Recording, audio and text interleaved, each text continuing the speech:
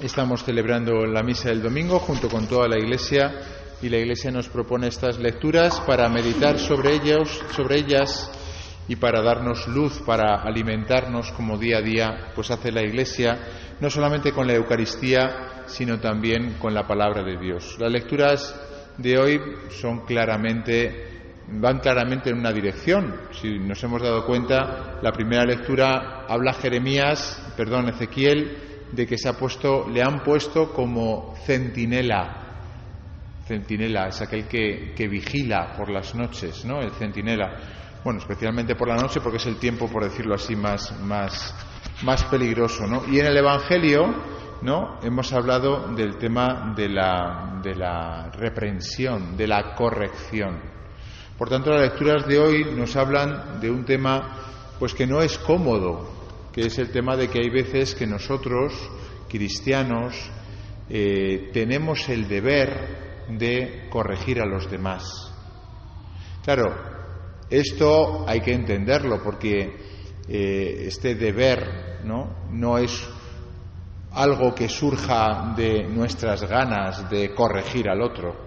Si es así, si al final cuando vamos a corregir lo que estamos haciendo en el fondo pues es dejarnos llevar, ¿no?, de nuestra malestar, por ejemplo, alguien me ha molestado y entonces le quiero decir lo que me ha molestado, pues está claro que no es lo que nos dicen las lecturas.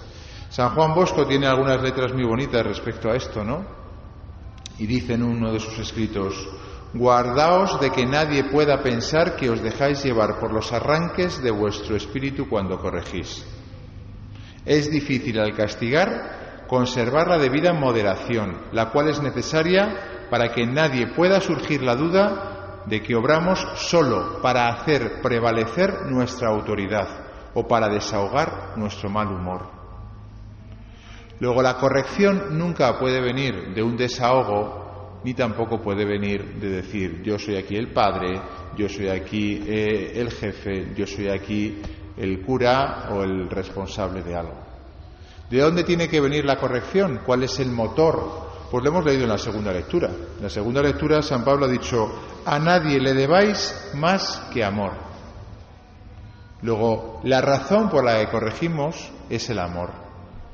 Si cuando vamos a corregir, ¿no?, tenemos muchas ganas de corregir, debemos preguntarnos si debemos de corregir. Porque normalmente corregir debe ser algo incómodo. De primeras nos tiene que resultar difícil. Incluso tenemos que pensar ¿cómo lo hago para que no se moleste?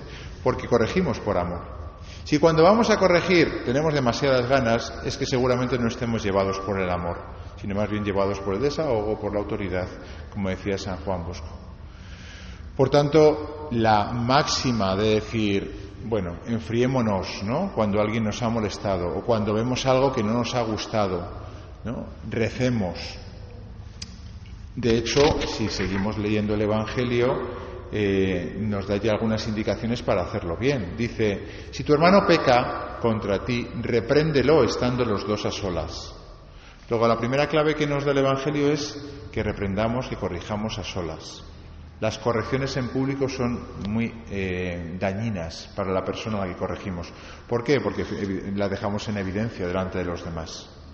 Solamente hay una razón por la que hay que corregir en público, y es cuando ha habido escándalo. Si ha habido un escándalo, es decir, lo que ha hecho esa persona ha escandalizado a los demás, en ese caso puede estar justificado que corrijamos en público. Pero incluso en esos casos hay que ver, porque dejar en evidencia a esa persona delante de los demás pues puede ser muy doloroso. De tal manera que siempre es mejor en ese sentido corregir a solas y luego coger a la comunidad a la cual ha escandalizado y explicar las cosas sin que esté el otro presente. Dice después el Evangelio: si no te hace caso, llama a otros dos para que todo el asunto quede confirmado por boca de 2 o 3 testigos, y luego llama a la comunidad. En este caso no es solamente el hecho de decir llamar a los demás, ¿no?, para ponerle en evidencia.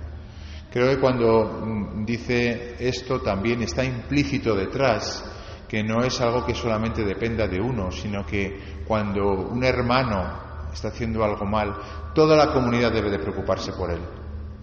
Y lo instintivo cuando alguien está mal o hace algo mal es rezar por él.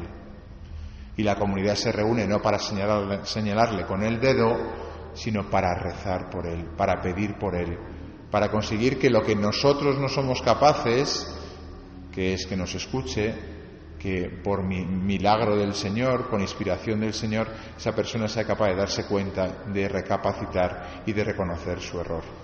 San Juan Bosco también lo dice, más adelante en esta misma carta que he leído, dice lo que decíamos antes, ¿no? Son hijos nuestros. Y por esto él está refiriéndose a los niños, a los que él educaba, ¿no? Pero bueno, son hermanos nuestros. Y por eso cuando corrijamos sus errores hemos de deponer toda ira, o por lo menos dominarla de tal manera como si lo hubiéramos extinguido totalmente. Como decíamos antes, no puede haber nada de desahogo de ira por menos de ira o de cólera por nuestra parte. Mantengamos sereno nuestro espíritu, evitemos el desprecio en la mirada, las palabras hirientes, evitémoslas también. Tengamos comprensión en el presente y esperanza en el futuro, como nos conviene a unos padres de verdad, que se preocupan sinceramente de la corrección y enmienda de sus hijos. En los casos más graves, es mejor rogar a Dios con humildad que arrojar un torrente de palabras, ya que éstas ofenden a los que las escuchan sin que sirvan de provecho alguno a los culpables. Esto deberíamos de grabarnos en la memoria, ¿eh? A veces en los casos más desesperantes, ¿no? Vale mucho más rezar con humildad a Dios, rogar a Dios con humildad, que arrojar un torrente de palabras. Esto pasa en la educación de los hijos, por ejemplo, que a veces es tan difícil que hay momentos en los cuales en la adolescencia toman su propio camino, se enfrentan sí o sí a los padres, y uno tiene que tener esa capacidad de darse cuenta de que no puede haber palabras hirientes que lo que hacen es incluso separar más. Pero veamos, que va desde la educación de los hijos hasta las comunidades de vecinos, que aquí esto nos sirve para cualquier situación. Y un último apunte. Podríamos pensar que, hombre, es tan difícil corregir que mejor no hacerlo. ¿O quién me da a mí potestad, ¿no?, para corregir? Fíjense que en la primera lectura dice clarísimamente la palabra de Dios que tenemos el deber de corregir. Y si no lo entendemos, pues surge del mismo deber del amor. Es decir, si el amor es lo que nos mueve a corregir con caridad, pero nos mueve a corregir. No podemos estar viendo cómo un hermano se pierde y nosotros tan panchos y tan tranquilos. No cuadra con el amor, porque el amor hace que uno se preocupe por el hermano. Y si un hermano está perdiéndose, lo lógico es que a nosotros nos queme por dentro. Y conteniendo nuestra ira, por supuesto, nuestra cólera, lo que hay que hacer es buscar la manera de que esa persona entre en razón, se meta por el buen camino. Lo dice muy claro, el libro de Ezequiel. Dice: si yo digo al malvado, malvado eres reo de muerte, pero tú no hablas para advertir al malvado que cambie de conducta, él es un malvado y morirá por su culpa, pero a ti te pediré cuenta de su sangre. Es decir, que el Señor nos pedirá cuentas de todas las personas que han estado al lado nuestro, que se han estado perdiendo y que nosotros no hemos sido valientes para mojarnos, meter la mano en algo tan incómodo como es la salvación de nuestros prójimos y intentar salvarles. Por lo menos rezando, y si se da la ocasión, también hablando. Esto forma parte del mandamiento de la caridad. Lo hemos leído en la segunda lectura, que todo se resume en amarás al prójimo como a ti mismo. Pues que el Señor nos dé luz para saber en qué momento tenemos que hablar y en qué momento tenemos que callar, para que no nos encerremos en nosotros mismos. El individualismo es un pecado de esta sociedad actual, el individualismo. Y en el fondo, miren, cuando alguien te corrige, y si te corrige bien, te está demostrando su amor. Yo trabajo con los jóvenes en la universidad, llevo en la universidad desde que me ordené de sacerdote, y lo he oído de ellos. Padre, cuando me has corregido, me he dado cuenta de que me quieres más que mis amigos y a veces que mis padres.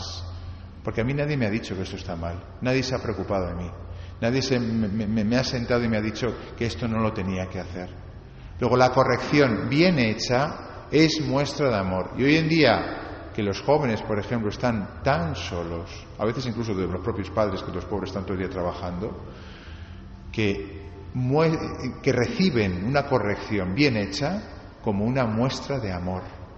Por tanto, no tiremos la toalla, aprendamos a hablar, aprendamos a corregir, aprendamos a amonestar con estas claves que hoy nos da la palabra de Dios. Que así sea.